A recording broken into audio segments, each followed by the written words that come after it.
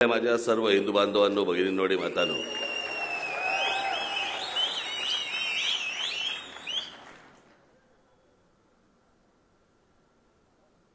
बाळाला व्हीलचेअरवरती भाषण करताना बघून मला जनता पक्षाचा काळ आठवला. त्याला जयप्रकाश नारायण असे बोलायचे.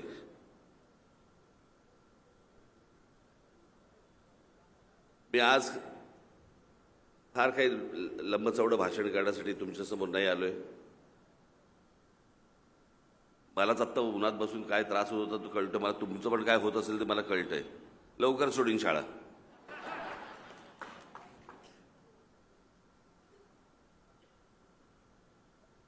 या विधानसभेच्या निवडणुकीतली ही माझी शेवटची सभा बाळासाठी दिलेली. मला सांगितलं मला शेवटची सभा माझ्याकडे पाहिजे. ते मला असं वाटतं प्रत्येक विधानसभेला शेवटची सभा बाळाकडेच असते. येत्या 20 तारखेला रेल्वे इंजिन या निशाणीवरती बटण दाबून 2 नंबरवरती असलेल्या बाळा नांदगावकरांना 1 नंबरवरती आणण्याची जबाबदारी मी तुमच्यावर सोपवतोय.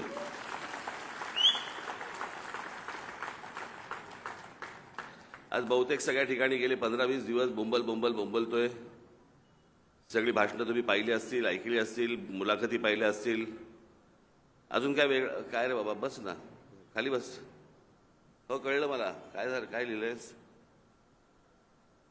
बरं ठीक आहे बस. अरे चिकटलायस का त्याला? बस ना आता. हा बस बस, मागे जाऊन बस.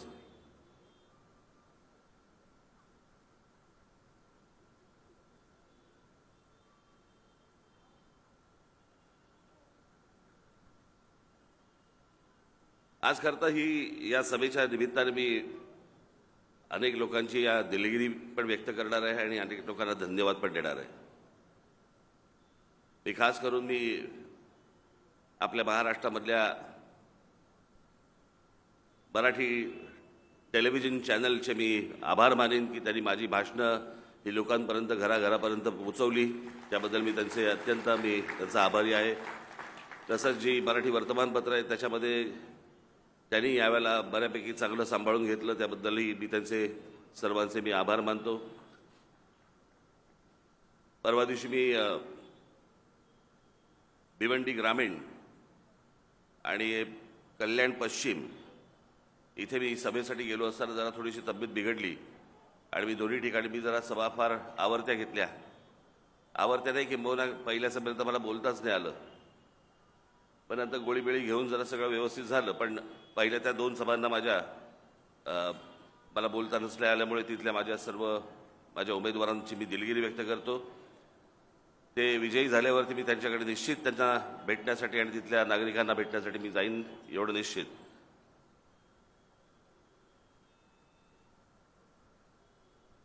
बाळा नांदगावकरांच्या इथे भारतीय जनता पक्ष आणि शिवसेना यांनी बाळाला जो पाठिंबा दिला आहे त्याबद्दल मी त्यांचे आभार मानतो. खरं तर हे आभार मला बऱ्याच मतदारसंघात मानता आले असते, पण जाऊ देत.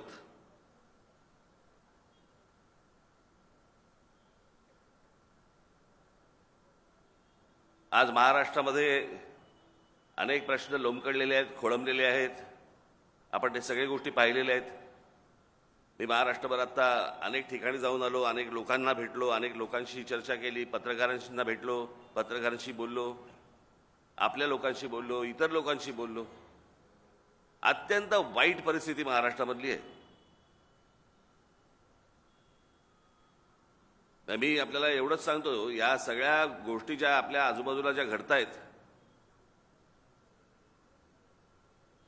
म्हणजे आम्हाला चालायला फुटपाथ मिळत नाही, चांगल्या गाड्या चालवायला आम्हाला रस्ते चांगले मिळत नाही, ट्रॅफिक जॅम असतो, मुलांना शाळांना ॲडमिशन मिळत नाहीत, हॉस्पिटलमध्ये आम्हाला बेड्स मिळत नाहीत, मुलांना रोजगार मिळत नाही.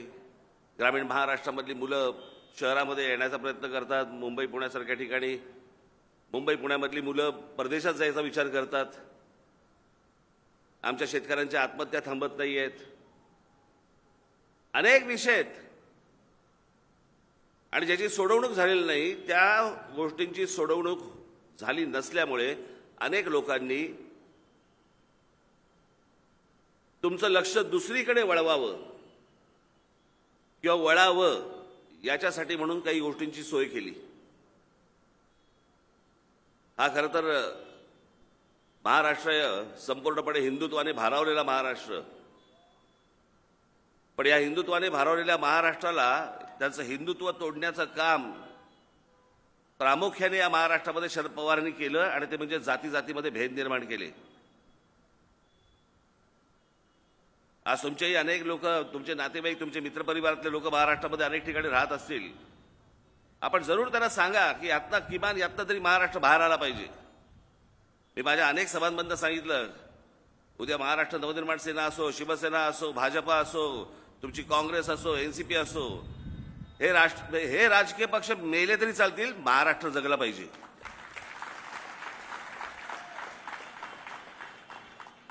आणि ज्या प्रकारचा उत्तर प्रदेश, बिहारमध्ये ज्या प्रकारचं राजकारण चालतं तसं महाराष्ट्राचं होऊ नये. अत्यंत भीषण आणि घाणेरडी परिस्थिती महाराष्ट्रामध्ये आहे. हे राष्ट्रवादी काँग्रेसच्या जन्मानंतर या सगळ्या गोष्टी सुरू झाल्या. महाराष्ट्रामधला जो एकोपा, आमच्या संत परंपरा, आमच्या संतांनी जी दिलेली शिकवण, एकोप्याची शिकवण, एकत्र राहण्याची शिकवण, सगळं विसरून चाललोय आपण. का? यांच्या स्वार्थी राजकारणासाठी. यांना स्वतःच्या स्वार्थाशिवाय दुसरी गोष्ट काही दिसत नाही. 2019ची निवडणूक आपण विचार करून बघा. या मुंबईमध्ये असू देत किंवा या शिवडी मतदारसंघामध्ये आपण घेऊया.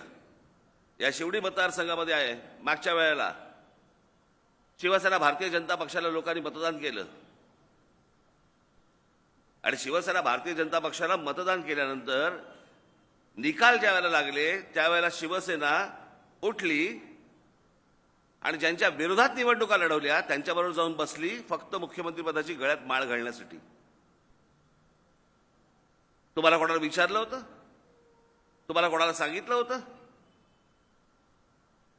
तुम्हाला तुमच्या मताचा हा अपमान नाही वाटत? काँग्रेस राष्ट्रवादी नको म्हणून तुम्ही युतीला मतदान केलं आणि त्याच्यानंतर निकालानंतर एक पक्ष त्यातला उठतो आणि ज्यांच्या विरोधात निवडणूक लढवली त्यांच्यावर जाऊन बसतो स्वतःच्या स्वार्थासाठी.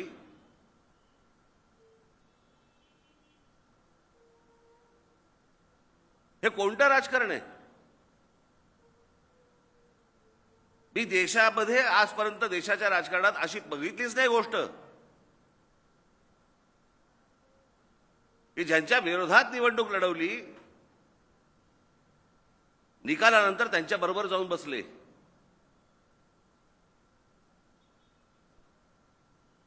हे सगळं तुम्हाला ना, हे सगळ्या गोष्टी तुम्हाला विसरायला लावतायत. कशातनं? जातीतनं. म्हणून काल परवाकडे मी एक उदाहरण दिलं की छत्रपती शिवाजी महाराज गेल्यानंतर, त्यांचं निधन झाल्यानंतर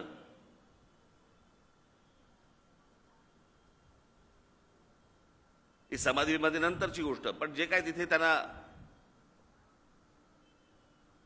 त्यांच्या अंत्यविधीकडे झाले त्या जागेवरती बऱ्याच वर्षानंतर तिथे पहिल्यांदा जर कोण गेलं असेल तिथे तर ते आमचे ज्योतिबा फुले गेले महाराजांच्या समाधीच्या इथे. आणि त्यांनी पाहिलं की तिकडे काहीतरी सगळी अशी उद्ध्वस्त झालेली गोष्ट होती. अनेक लोक गेले असतील. आपल्याकडे काय मूर्खांचा बाजार आज नाही, तेव्हा पण असेल. आणि ती उद्ध्वस्त केली कशासाठी? की त्या समाधीमध्ये काहीतरी लपवलं असेल, सोन्याच्या मोहरा असतील, हिरे माणके असतील, काहीतरी डोक्यामध्ये, त्याच्यामुळे ती उद्ध्वस्त केली. पण ती गोष्ट बघायला कोण गेलं पहिलं? आमचे ज्योतिराव फुले. ज्योतिराव फुल्यांनी तिथे शपथ घेतली की मी इथे एवढंच फक्त सांगतो की तुमच्या विचारांचा मी प्रचार करीन. 18 पगड जातींना एकत्र घेऊन ज्या माणसाने स्वराज्याची स्थापना केली तिथे जाऊन ज्योतिराव फुलेंनी ही शपथ घेतली की तुमच्या विचारांचा प्रचार करीन. त्यानंतर कोण गेलं तिथे? त्यानंतर लोकमान्य बाळ गंगाधर टिळक गेले. त्यांनी ती सगळी परिस्थिती आणि अवस्था बघितली आणि त्यांनी तिकडे निश्चय केला की महाराजांची इथे समाधी बांधली पाहिजे. म्हणून महाराष्ट्रभर त्यांनी फतवाच काढला. आणि महाराष्ट्रातल्या अनेक वेगवेगळ्या जातीतल्या लोकांनी तिथे पैसे दिले. अनेक वेगवेगळे लोक होते आणि त्या सगळ्या पैशांमधनं आज तुम्ही जे रायगडावरती महाराजांची समाधी बघताय ती बांधली गेली.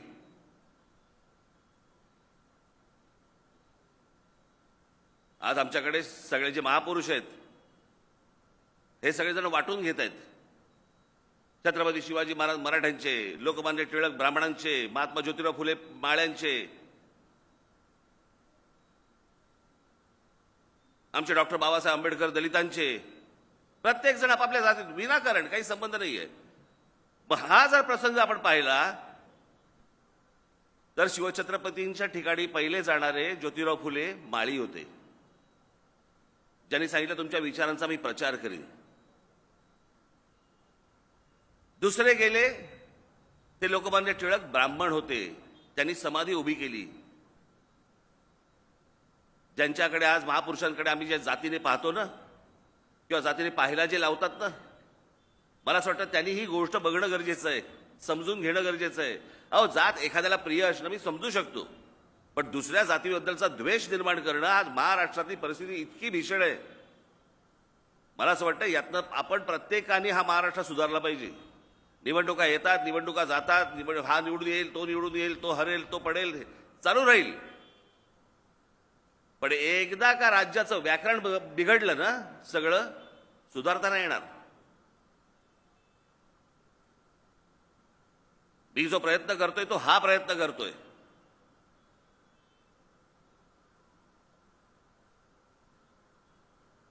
आज या महाराष्ट्रामधल्या मी मशिदींवरचे भोंगे खाली आणायला सांगितले, आले पण खाली, बंदही झाले. की एक वेळ आम्ही बंद करतो पण हनुमान चालीसा म्हणू नका. उद्धव ठाकरे त्यावेळेला मुख्यमंत्री होते, सगळे बंद झाले. 17,000 माझ्या महाराष्ट्र सैनिकांवरती त्या सरकारने केसेस टाकल्या. का? कारण हनुमान चालीसा म्हणणार होते. म्हणजे संरक्षण कोणाला? मशिदींवरच्या लाऊडस्पीकरना. म्हणजे मागे एकदा कधी अनेकदा माननीय बाळासाहेबांनी शिवतीर्थावरनं का अनेक सभांमधनं सांगितलं होतं की या मशिदींवरचे भोंगे खाली आले पाहिजेत. जर ती गोष्ट जर समजा राज ठाकरे करत असेल तर उद्धव ठाकरे आडवा येतोच कसा?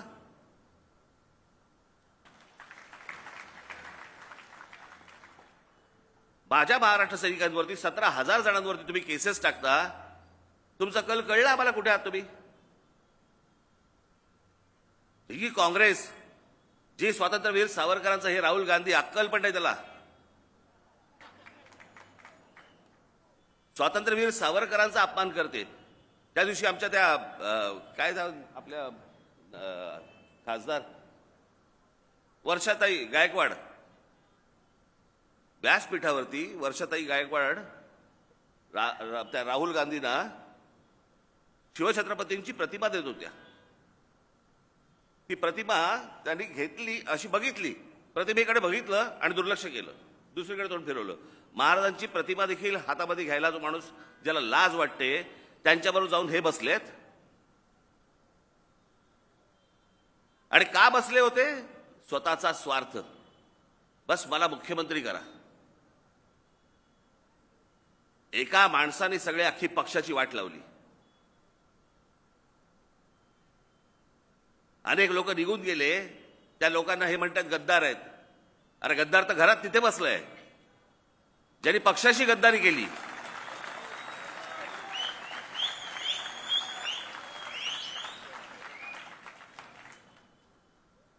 काय असतं, एक कुटुंब असतं, त्या कुटुंबामध्ये 3 मुलं असतात. पहिल्याचं लग्न होतं, सुनबाई घरामध्ये येते, सासूबाईशी पहिलं भांडण सुरू होतं. तो मुलगा म्हणतो जाऊ दे मरू दे, आपण घर दुसरं करू, आपण दुसरीकडे जाऊ. म्हणून तो मुलगा आणि ती सून, ती मुलगी बाई त्याची दुसऱ्या घरामध्ये राहायला सुरुवात करतात. लोक म्हणतात काय हल्लीच्या मुली घरात आल्या की आपल्या सासूबाईंशी नीट बोलायला नको, काही करायला नको.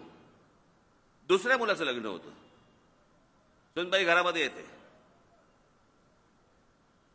सकाळच का अ? बसा, शांत बसा. मी रविवार असता तरी मी समजू शकलो असतो, सोमवारी पण दुकानदार आहे का बंद करून आलेला गुमास्ता? बस.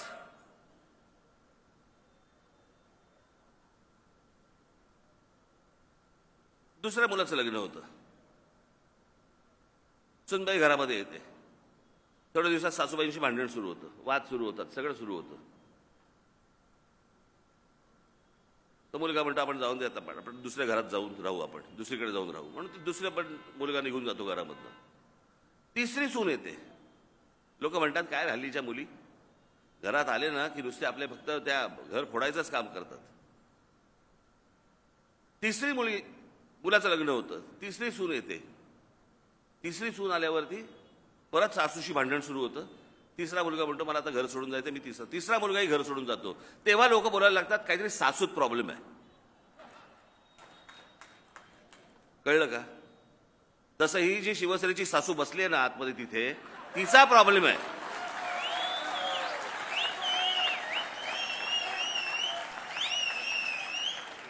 ही जी मुलं सोडून गेली ना त्यांचा नाही प्रॉब्लेम सासूचा आहे. मला असं वाटतं की ही गोष्ट आपण नीट समजून घेतली पाहिजे की हे या लोकांनी जे तुमच्या मतांचा जो अपमान केलाय, या लोकांना तुम्ही अद्दल घडवली पाहिजे, शिकवली पाहिजे. तुमच्या मतांचा जो अपमान झाला त्याचा बदला तुम्ही घेतला पाहिजेत. मला असं वाटतं ही निवडणूक त्याची आहे.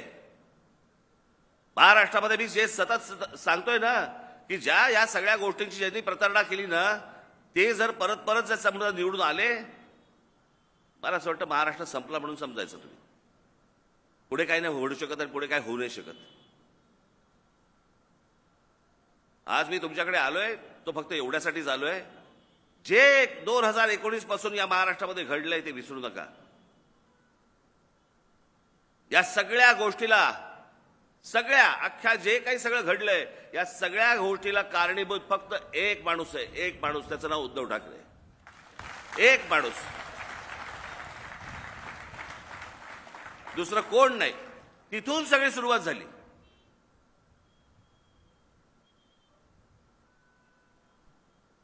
म्हणजे गंमत बघा, या माणसाच्या वागणुकीमुळे पहिल्यांदा राणे बाहेर पडले, मग मी बाहेर पडलो, मग शिंदे बाहेर पडले. पण जो माणूस महाराष्ट्र माननीय बाळासाहेबांना जो त्रास देऊन जो फुटून पहिला जो गेला माणूस, ते छगन भुजबळ, ते भुजबळांबरोबर हा माणूस त्यांना मातोश्रीवरती जेवायला बोलवतो.